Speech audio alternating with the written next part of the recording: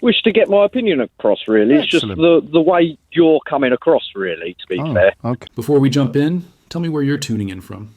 And remember to like and subscribe. Your support helps the channel grow and keeps these stories coming. All right, let's get into this. It's another day, another caller ringing in to defend Tommy Robinson and wave away the chaos we've seen on the streets by insisting it's all about stopping illegal immigration. The confidence is there, the certainty is there, but the substance? That's where things start to unravel. Because James O'Brien doesn't meet this with outrage or insults. He does something far more effective.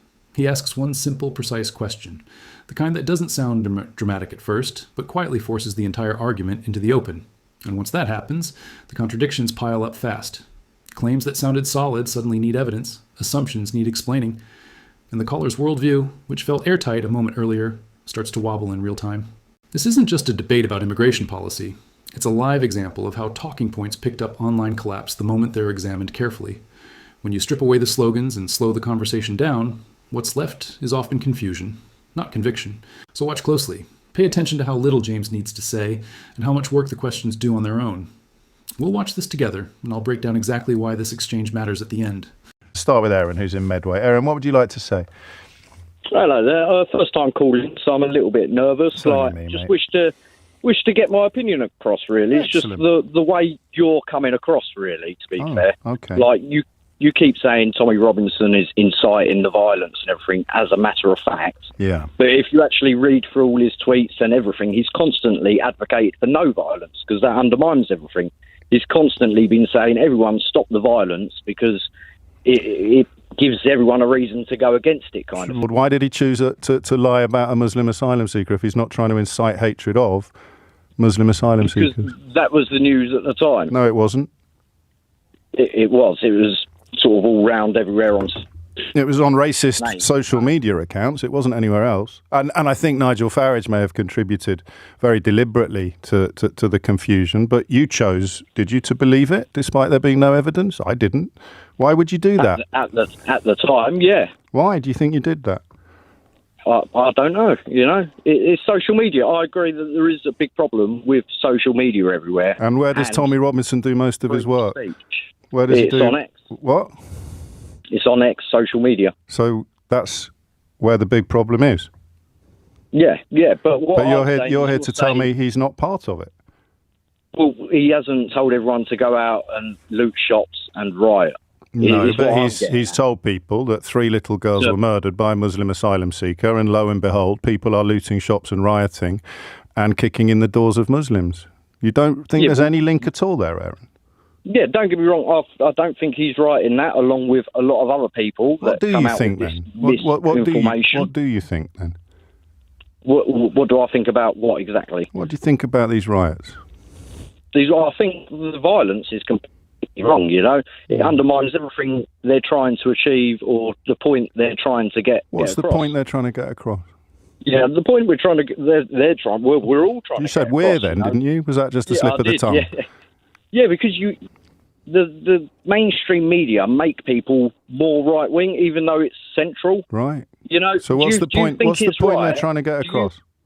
Do you think it's right that we're spending £6 million a day to house illegal immigrants in hotels while our elderly are going to freeze this winter? I think that it's a direct consequence of the Conservative Party's decision to stop processing asylum applications, between 70 to 80% of which will be passed once those applications are processed. And if you go to the Home Office website, you can see how the annual cost has risen from millions to billions as a direct consequence of what they have done, because by creating this crisis, they can whip up the kind of hatreds and prejudices that they thought would help them electorally, but of course they miscalculated on what the Reform UK Limited Party would do.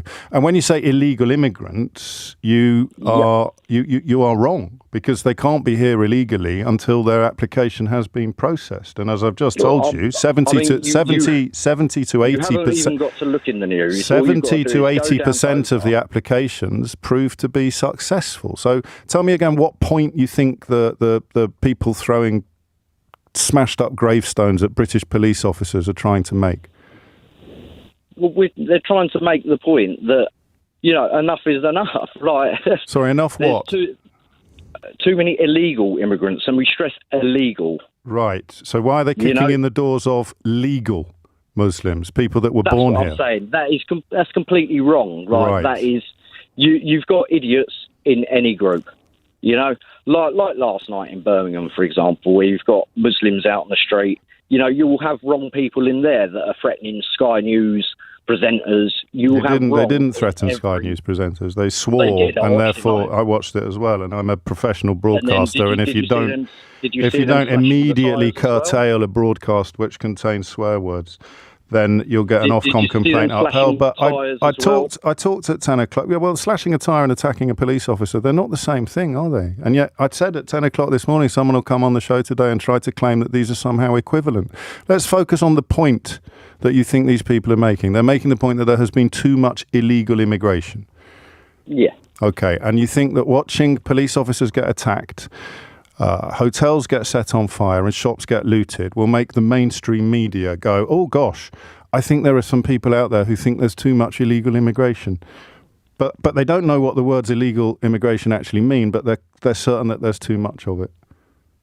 Well, every day we're seeing boats. I mean, I went fishing at Deal the other day, and you can see 3 or 4 boats come over every single day.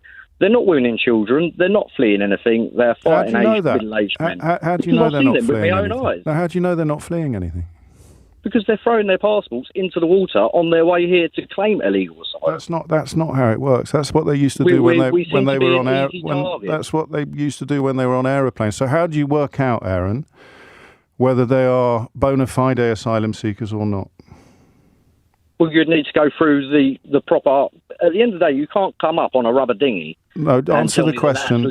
Answer the question. How do you find out? Well, talk me through what the legal routes are before you go. The legal routes are applying properly, isn't it, through visa? How do you do that? You can't just rock up on. Where do you do that? Where do you do that? I honestly don't know because. But you have to know, Aaron. Do you see why you have to know? Because you're on national radio expressing strong opinions which are built on nothing. Tell me how you apply. Tell me how you apply for asylum in this country. If I was to turn up on a beach, just tell me how you do it. Some other country, tell me how you do it. That would be illegal. Well, how do you think they got to here? They've passed through loads of countries, mate. Illegally. Not illegally. They are asylum seekers until their application is processed. So tell me how you apply legally. I don't know because I'm not an asylum seeker. But you're so certain that they're bogus. You're so certain that they're fraudulent. You're so certain that they've got loads and loads of other choices. And I ask you what those choices are, and you say... Well, what are the statistics for the amount of illegal immigrants that have come over here I've told you that the rough average is between 70 and 80% of applications processed will be found to be valid. That's too much, What do you mean that's too much? That's counting. That is saying, are you a genuine refugee? And the answer, after very, very stringent testing now, as a consequence of the political environment that you're part of, the answer comes back, yes, you are a genuine refugee. Yeah, I don't know. All I'm saying is, you're spreading misinformation. What misinformation? The misinformation that everyone that's against illegal immigration is just racist. Just run me by when I said that. Earlier, you're constantly just saying, tell me what I said. The fascists. Yeah, the rioters. I'm talking about the rioters and the people that have incited them. I'm against illegal immigration. I think that when people's applications are found to not be valid, they should be removed from the country. So what's the misinformation then? then? For the Rwanda bill then? No, those are people whose applications were found to be valid would have been sent to Rwanda or forced to stay in Rwanda. Where would you recommend we send these illegal immigrants? You're saying you want them out of the country. Where are we sending them? But it doesn't matter, does it? You send them back to their country of origin because they will be safe there. Are we doing that? Well, we'd like to. But we can't because the backlog of process of applications that haven't been processed as a consequence of conservative policy designed to appease people like the rioters and shall we say their fellow travellers has caused a bottleneck that Keir Starmer now has to sort out. So everything you've told, and just before you go, tell me what I've said that's not true. well, saying that Tommy Robinson's inciting violence while these riots. So why did he lie about a Muslim asylum seeker? Not the start. That's how the riots started, Aaron. Based on that racist lie, which he was one of the main architects of. Can I just clarify one thing? Yep. You were wrong about what immigration is. You were wrong about what illegal immigration is. You were wrong about incitement. You were wrong about what Tommy Robinson has and hasn't done. You were wrong about the rioters. You were wrong about my position. You were wrong about misinformation. Every single thing you've said in the last 20 minutes has been utterly unevidenced and wrong. But when we bid each other farewell, in my case, and I'm sure in yours politely, you'll still believe every single thing you believed when you rang me, won't you? Because I see it with my own eyes, you know? Yeah. Like the two-tier policing. Yeah. You know, you can't tell me that doesn't exist and it's a myth. We all see it last night. Right. You know, we all see it. There was thousands, hundreds of Muslims and lots of other How many hotels Asians did they set fire to? Out on the street. How many hotels None, did they but set? They raided pubs. How many hotels did they set fire to? How many shops How many shops did they loot? They raided pubs and took out white people and racially attacked them. You saw this on social media? Yeah. Which you said 15 minutes ago was the biggest problem in spreading lies and misinformation. Well, it's not a lie if it's there in front of you. You know, it's just like the tweet about the Muslim asylum seeker killing those 3 little girls. It's not a lie because it was there in front of you. Well, no, because this is a video right there in Birmingham, and you can see Sky News was there. I saw that video. They had to retreat. I saw that video. They didn't have to retreat. Did you see the police in that video? Okay. So no hotels set on fire, no shops looted, no police attacked, but it's two-tier policing because the people who are looting shops, the people who are setting fire to hotels, the people who are throwing bricks at the police, they're getting collared, and the people who aren't doing any of those things aren't getting collared. Therefore, there must be two-tier policing. Well, did you see it last night? There wasn't any police on that news report. Well, how can there be two-tier policing if there aren't any police there, Aaron?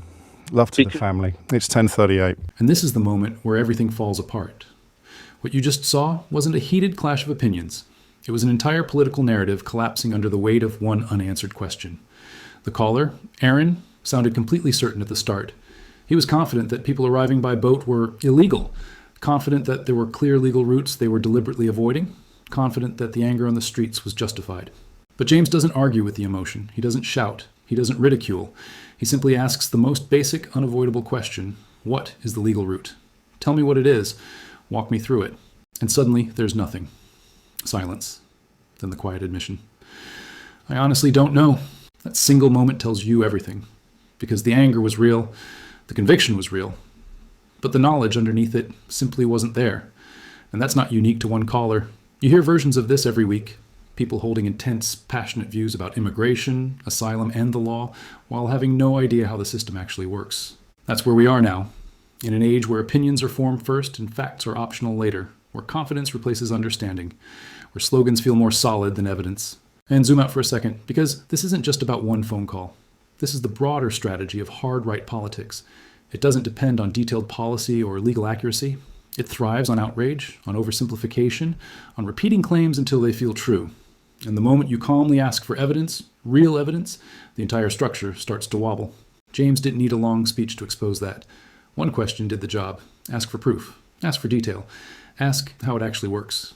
And suddenly the certainty evaporates. So I'm curious, what stood out to you most in that exchange? Was it the silence after the question, or the realization that such strong beliefs were built on so little understanding? Let me know your thoughts in the comments. And if you found this breakdown useful, make sure you like the video and subscribe for more. Thanks for watching.